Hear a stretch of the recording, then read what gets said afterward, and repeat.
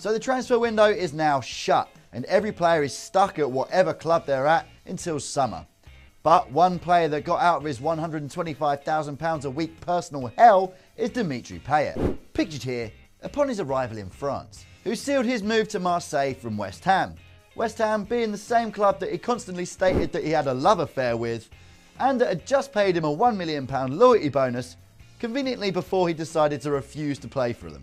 Now, to be fair to Payet, he did say that it was for family reasons that he wanted to leave West Ham, and that his wife hated England and wanted him to go back to Marseille, which leads me to think that maybe we misinterpreted just what the love affair he was talking about was. But regardless, his quick change of loyalty got us thinking, what are the top 10 biggest transfer U-turns in football history?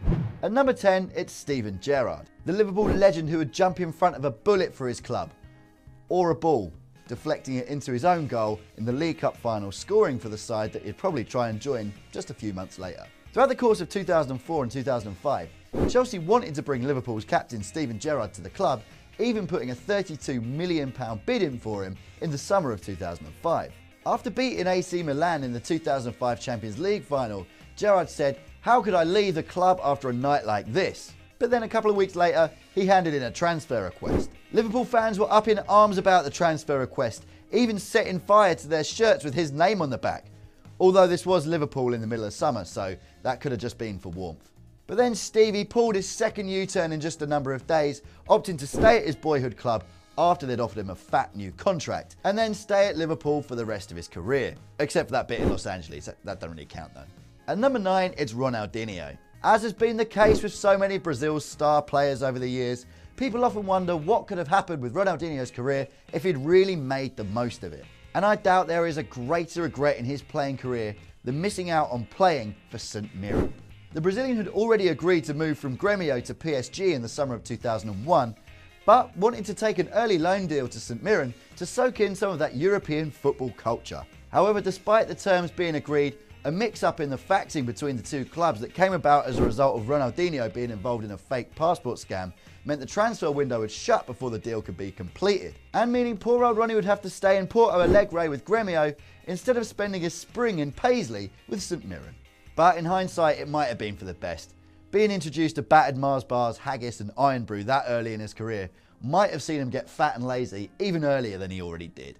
At number 8, it's Fabian Delph. Nothing means more to a man than his word and his loyalty. Except money. That means way, way more.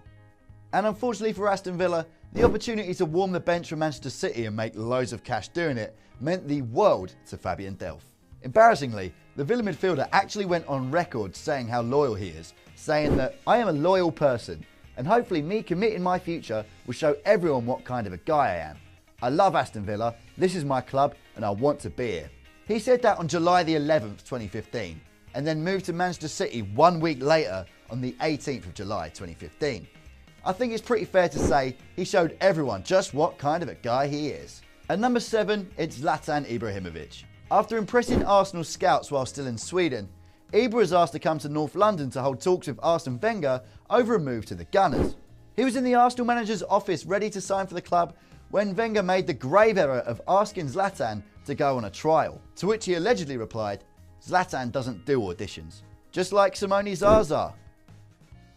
Oh wait, no, he doesn't get auditions. Sorry, that's my fault.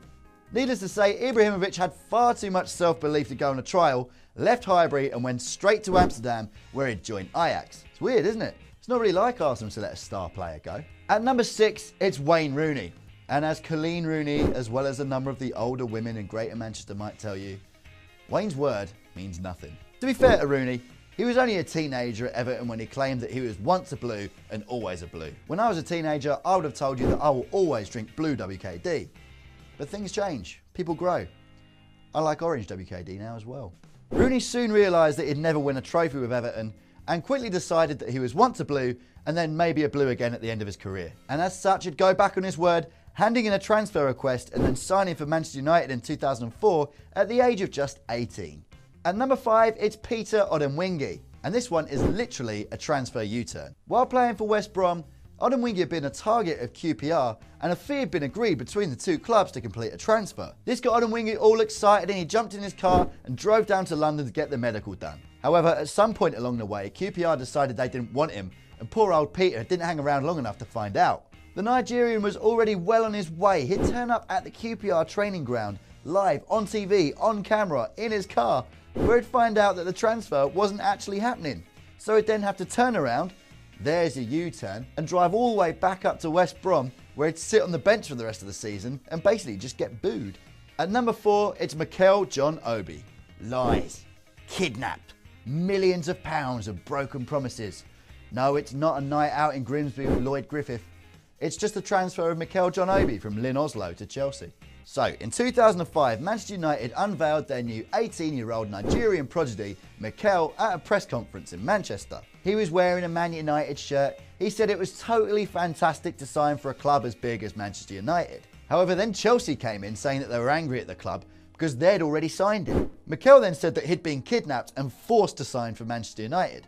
He then went missing for a little bit before turning up back in Oslo, playing there while Chelsea threw money and lawyers around trying to get the transfer sorted. Eventually they'd have to pay the Norwegian club £4 million and Man United £12 million just to make the problem go away and finally secure the signing of Mikel for Chelsea. At number 3, it's Paul Gascoigne. Back in 1988, Gaz was all set to join Manchester United, even having told Alex Ferguson that he'd be moving to Old Trafford. Fergie was so confident in this piece of business being done that he went on holiday expecting to come back to a brilliant midfielder, a fishing rod, 4 cans of beer and some chicken. However, Spurs took the Scotsman's holiday as an opportunity to strike and offered to buy Gaz's family a house if he signed for Spurs. Now, Paul Gascoigne is no idiot. He knew he could get a couple of sweeteners in there, and so 1 car for his dad and a sunbed for his sister later, and Spurs had officially wooed him to White Hart Lane. And knowing Fergie, I bet he was totally fine about it. At number 2, it's Mo Johnston. Everyone knows how much the two Glasgow clubs hate each other. The old firm, Celtic versus Rangers, Catholic versus Protestant. It's a fierce, spiteful, hateful rivalry. But for a very small amount of time, there was one thing that they could both agree on. Mo Johnston is a piece of shit. After a successful spell at Celtic Park, Johnston would join French club Nantes, where he'd play for 2 seasons, before then holding a press conference at Celtic again saying that he'd rejoin the club and that he would never play for another British side. But then Graham Souness came along and threw fat stacks of cash at him, and not only did he sign for another British side, he signed for Celtic's immortal, eternal enemies, Rangers. You would have thought that kind of swerve would have made the Rangers fans happy, nicking a fan favourite off the club and making them look stupid. But Johnston was the first high-profile Catholic player to play for Rangers after World War I, and as such, they hated him too. Some even threatened to hand their season tickets in and burned their scarves in protests. Even the kit man wouldn't lay his kit out for him and refused to dish out the same chocolates to him that he gave to everyone else. However, the Rangers fans and the kit man would perform a U-turn of their own after Johnston scored an injury time winner against Celtic in 1989. Ah, good old fickle football fans. But at number 1, it's Alfredo Di Stefano. The way I see it, once you've died, if someone's willing to host your coffin at theirs for a little while so loads of people can come and look at it, you're probably pretty important to them. And that's exactly the treatment that Alfredo Di Stefano got at the Santiago Bernabeu. So it's fair to say the man is a club legend. Until Raul came along and Ronaldo after him, Di Stefano held all the goal-scoring records at Real Madrid, along with his 2 Ballon d'Ors, 5 Pichichis and 5 European Cups. But he nearly didn't even play for him. In fact, he nearly played for Barcelona, of all teams. In 1953, Barcelona agreed terms with River Plate, the club that actually owned his rights, to sign him and bring him to Catalonia. However, Real Madrid went straight to Colombian club Millonarios, who he was playing for at the time.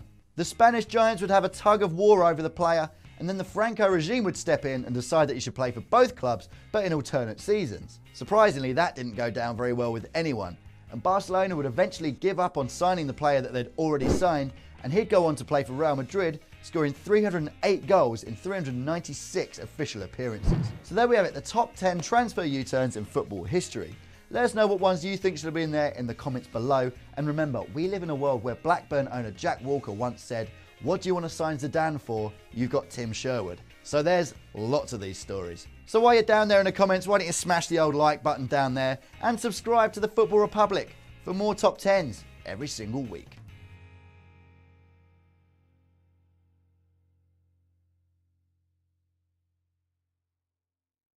Johnston would sign for French club Nantes, where it eventually...